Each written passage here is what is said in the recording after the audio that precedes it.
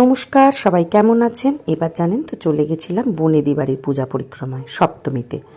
আমি আর আমার কিছু বন্ধুবান্ধব মিলে খুব সুন্দরভাবে দর্শন করেছি। একটি ট্র্যাভেল এজেন্সির দ্বারা আমি এই পরিক্রমাটা সম্পন্ন করতে পেরেছি এবং অসম্ভব ভিড় শোভাবাজার রাজবাড়ি। সেই ভিড় ঠেলে ঠুলে আমরা কিন্তু শোভাবাজার রাজবাড়ির ভোগও খেয়েছি এবং প্রচুর বনেদি বাড়ি দেখেছি। তার মধ্যে আমার সবথেকে ভালো লেগেছে লাহাবাড়ি, অসাধারণ। সেটা আমি ভাষায় প্রকাশ করতে পারবো না এবং এর মধ্যেই সেই ক্লিপিংসটা আছে।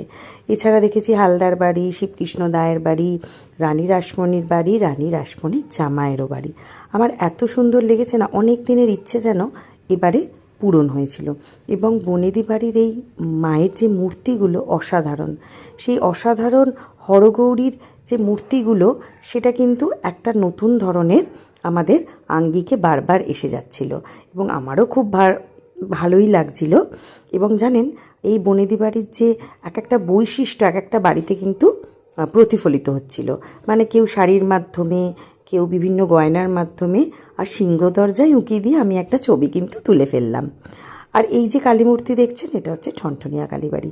আমার পিসি একবার বলেছিল যে কোনো সময় পারলে যাস, তাই সময়টা মনে হয় এখনই এসেছিল। আমি না এখানে মূর্তিগুলোর অনেক ছবি দিয়েছি, কিছু ভিডিও ক্লিপিংস দিয়েছি। আপনারা কিন্তু অবশ্যই একবার কিন্তু বনেদি বাড়ির পুজো পরিক্রমা অবশ্যই করবেন, আপনাদের খুব ভালো লাগবে, কথা দিতে পারি। এবং আশা করি সবাই খুব ভালো থাকবেন এবং আমার এই ব্লগটাকে অবশ্যই দেখতে থাকবেন।